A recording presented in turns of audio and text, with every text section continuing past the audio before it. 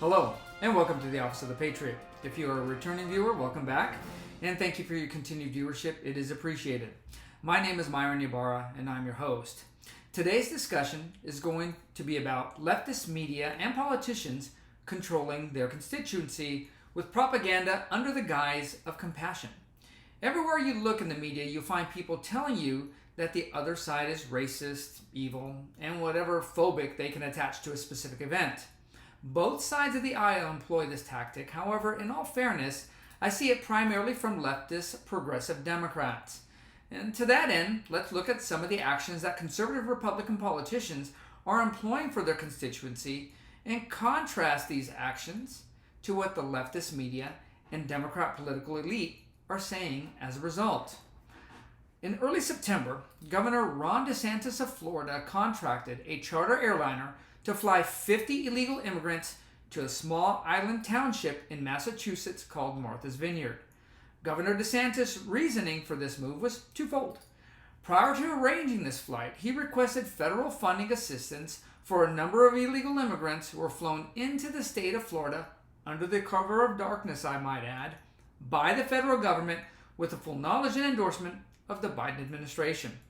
These illegal immigrants were essentially dropped off on Florida's doorstep with no resources or reasons for doing so by the federal government. Next, as of July 1st, 2019, Governor DeSantis signed into Florida law Sanctuary City Ban, which prohibits city and county officials from harboring illegal immigrants under the guise of being a sanctuary city, which is not only against Florida law, but federal law as well. The Biden administration knew of Florida's anti-sanctuary city law, but completely disregarded it by flying in over 2,200 illegal immigrants. So, if you look at this at face value, it really appears to be a tit for tat. In Governor DeSantis' eyes, if you fly 22 illegal immigrants to my state, I'm going to fly some out to your state, and in this case, the state of Massachusetts, in the affluent community of Martha's Vineyard. Still, what is CNN, NPR, and MSNBC saying about this move? That Governor DeSantis is a racist and is unwilling to help people in need. So let's look at this claim. I spoke to this in an earlier episode. The person who's giving assistance is the one that should determine what help and assistance is going to be given, not the recipient. I'm sure Governor DeSantis realizes that he has a rather large Hispanic population in his state, so alienating them by allegedly mistreating some of them would not be in his best interest politically. However, many of these Hispanic Floridians agree with Governor DeSantis because they went through the trials and tribulations of getting citizenship legally. As such, they are not very sympathetic to illegal immigration. Next is the subject of trans and gender fluid communities. Most conservative politicians maintain the belief of traditional Christian values, which promote a marriage between a man and a woman for the purposes of procreation under God. This is what most conservative Americans believe, despite what you may hear in the media. These two movements, trans and gender fluid, are contrary to this ideology. Trans and gender fluid beliefs are not mainstream, and they're not supported by science either. And some of them are even against the law. Again, this has not stopped the liberal media from labeling conservatives as transphobic and hateful.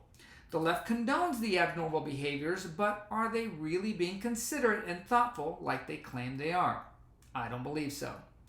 As parents, we tell our young children that there is a time for make-believe and a time for reality. You can be Superman or a horse when you're at home playing, but when you're out in public, you're you. Let's face it, at one time or another, most people haven't felt comfortable in their own skin. During these times, we tend to imagine what it would be like to be someone or something else. Usually, these thoughts come out during heightened emotional responses to an event or events. And in some cases, they may be exacerbated by alcohol or drug use. As opposed to condoning these thoughts and behaviors like the leftist media and politicians insist we do, maybe it would be a better idea to sit down with these people and help them find out why they think the way they do, and then try to help them find happiness and contentment the way they are. And finally, the matter of being an anti-vaxxer according to the left. When COVID-19 first hit America in early 2020, virtually every American was united in the need for protection and safety. And this was based off the information our government provided. However, when certain facts began to surface about the virus and the false efficacy of the protection measures that our government and virtually all leftists endorsed and later ordered, conservatives were again relegated to being selfish, reckless, and inhumane for having a contrary opinion. If you didn't wear a mask, you didn't care about your fellow Americans.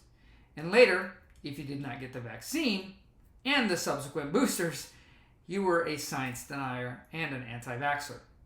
The truth is, most Americans have no problem with taking precautionary measures that have a proven efficacy to stop or slow any virus.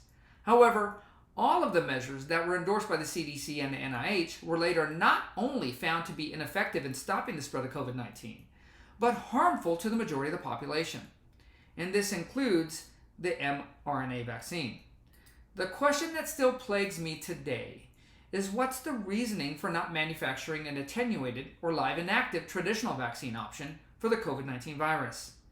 I have my guesses, but the truth is we'll probably never know.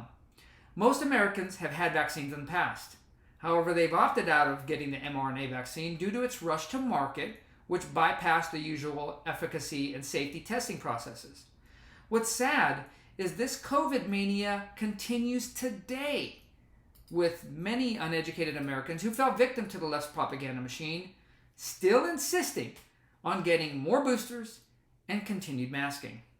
The average American Democrat is generally a kind and thoughtful person who doesn't want to rock the boat. And I spoke to this in an earlier episode where I referred to them as useful idiots. They dutifully comply with this extreme messaging. They've been told by their leaders that advocating for everything from illegal immigration to trans rights is the virtuous thing to do. Conservatives, by contrast, are evil and inconsiderate, only thinking of themselves. To a certain degree, this is true. Many conservatives do think of themselves first, and rightfully so. Conservatives believe that liberty for one in the face of a corrupt government, which is guaranteed by our Bill of Rights, ensures that everyone is protected. This in contrast to progressive liberals who advocate for no conversation with conservatives because we're the enemy. Liberals' entire belief structure is based on the good of the collective over individual liberty. The leftist media and politicians tell their constituency that conservatives will try to subvert them with false facts. Our truth doesn't hurt you, while theirs does. Our truth loves you, while theirs breeds hate. Our truth takes care of you as a collective, while theirs only considers the individual. This belief, however, is corruption, greed, and power cloaked in the veil of compassion and neatly packaged in the little blue pill. And most uneducated Democrats are willing to take this without a benefit of a drink. We don't need water to wash it down. That would be taking it from the more deserving Delta smelt. See how nice we are? That's all I have for today. I want to thank you for tuning in to today's episode.